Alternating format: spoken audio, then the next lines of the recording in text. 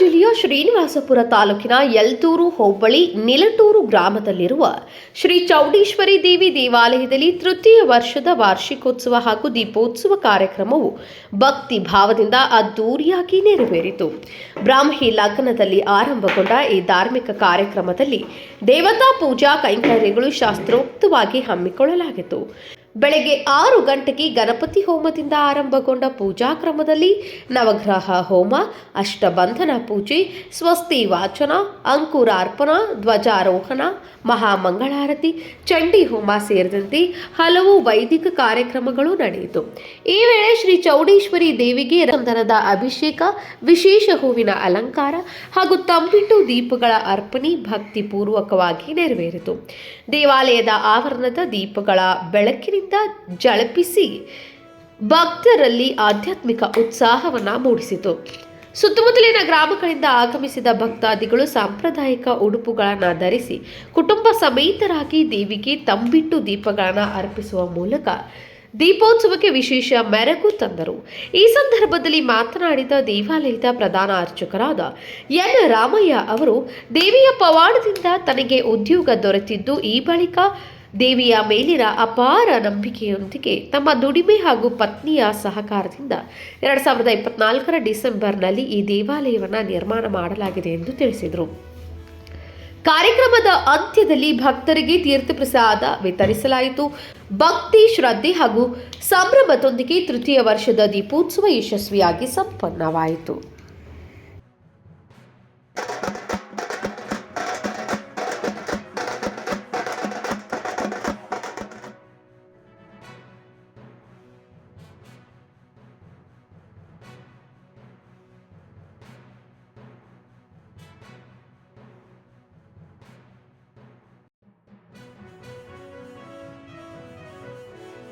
ನನ್ನ ಹೆಸರು ಎನ್ ರಾಮಯ್ಯ.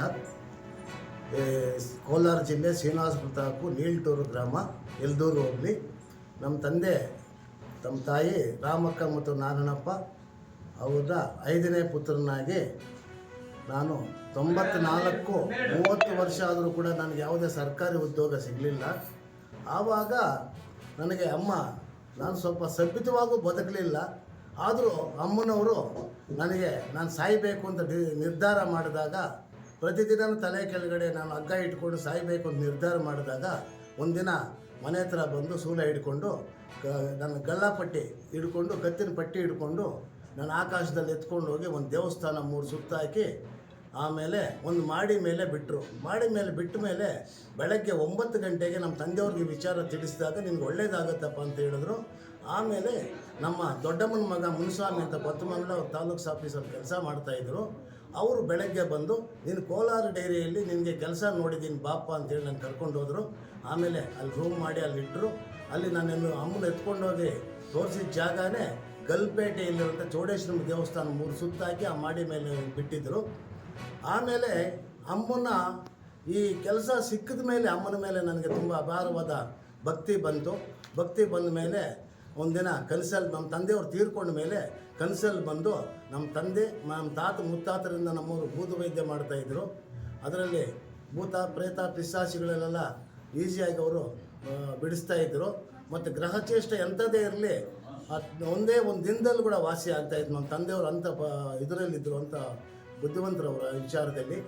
ಆದರೂ ನಾನು ತಾಯಿನ ಇಷ್ಟಪಡ್ತಾ ಇದರಿಂದ ನಮ್ಮ ತಂದೆಯವರು ತೀರ್ಕೊಂಡ ಮೇಲೆ ಕನಸಲ್ಲಿ ಬಂದು ನನಗೆ ಇಲ್ಲಿ ಇಂಥ ಜಾಗದಲ್ಲಿ ನೀನು ಒಂದು ಪಾಯ ಹಾಕೋಪ್ಪ, ನಾನು ನಿಲ್ಲಿಸ್ಕೊ ಅಂತ ಅವ್ರು ಕನಸಲ್ಲಿ ಹೇಳಿದ್ರು. ಕನಸಲ್ಲಿ ಹೇಳಿದ ಮೇಲೆ ನನ್ನ ಹತ್ರ ದುಡ್ಡು ಇರಲಿಲ್ಲ. ಆದರೂ ಒಂದು ಸೈಟ್ ಮಾರಿದೆ. ಸೈಟ್ ಮಾರಿ ಆಮೇಲೆ ಪಾಯ ಹಾಕ್ಕೊಂಡೆ. ಪಾಯ ಹಾಕ್ಕೊಂಡ್ಮೇಲೆ ಸ್ವಲ್ಪ ಜನನು ಸಹಾಯ ಮಾಡಿದ್ರು. ಮತ್ತು ನಾವು ದುಡಿದಿದ್ದು, ನಾನು ಕೋಲಾರ ಡೈರಿಯಲ್ಲಿ ಡೈರಿ ಸೂಪರ್ವೈಸರ್ ಆಗಿದ್ದೆ. ಅಲ್ಲಿ ದುಡಿದಿದ್ದು, ನಮ್ಮ ಹೆಂಗಸರು ದುಡಿದಿದ್ದು ಎಲ್ಲ ಸೇರಿ ಇಲ್ಲೊಂದು ಅಮ್ಮನ ಒಂದು ದೇವಸ್ಥಾನ ನಿಲ್ಲಿಸಬೇಕು ಅಂತ 2024 ಡಿಸೆಂಬರ್ನಲ್ಲಿ ಇಲ್ಲಿ ನಿಲ್ಲಿಸಿದ್ದಾಳೆ ಅಮ್ಮನು. ಬಂದವ್ರಿಗೂ ಕಷ್ಟ ಸುಖ ಏನೇ ಇರಲು ಅಮ್ಮನು ಕಾಪಾಡ್ಕೊಂಡು ಬರ್ತಾ ಇದ್ದಾರೆ. ಏನೇ ಗ್ರಹಚೇಷ್ಟೆ ಎಂಥದನ್ನು ಇರಲಿ, ಏನೇ ಒಂಥರ ದೆವ್ವ ಇರಲಿ, ಇನ್ನೊಂದಿರಲಿ, ಇಲ್ಲಿ ಬಂದು ಕೂತ್ಕೊಂಡ ತಕ್ಷಣದಲ್ಲೇ ಪರಿಹಾರ ಕೊಡ್ತಾ ಇದ್ದಾಳೆ ತಾಯಿ. ಎಂತೆಂಥ ಆಸ್ಪತ್ರೆಗೆಲ್ಲ ಹೋಗಿ ಬಂದವರೆಲ್ಲ ಇಲ್ಲಿ ವಾಸಿಯಾಗಿ ಹೋಗ್ತಾ ಇದ್ದಾರೆ. ಇನ್ನು ಹೇಳಬೇಕು ಸರ್, ಇದು 3ನೇ ವರ್ಷದ ವಾರ್ಷಿಕೋತ್ಸವ ಅಮ್ಮಂದು. ಪ್ರತಿ ವರ್ಷವೂ ನಾವು 3 ಊರುಗಳಿಂದ ದೀಪಗಳು ಬರ್ತಾ ಇದೆ. ಪೆದ್ದಪಲ್ಲಿ, ನೀಲ್ಟೂರು ಮತ್ತು ಹೊಸಳ್ಳಿಯಿಂದ ಅಪಾರವಾದ ಭಕ್ತರು ಬಂದು ಇಲ್ಲಿ ನಾವು ದೀಪೋತ್ಸವ ಮತ್ತು ಹೋಮ ಎಲ್ಲ ಮಾಡ್ತಾ ಇದ್ದೀವಿ. ಭಕ್ತರು ಪ್ರೀತಿ ಪಾತ್ರರಾಗಿ ಅಮ್ಮನಿಗೆ ಬರ್ತಿದ್ದಾರೆ. ಸ್ವಾತಿ ಅಂತ ನಮ್ಮ ನೀಲ್ಟೂರು ಅಮ್ಮ, ನಮ್ಮ ಮನೆ ದೇವ್ರು ಚೌಡೇಶ್ವರಿ ಅಮ್ಮ.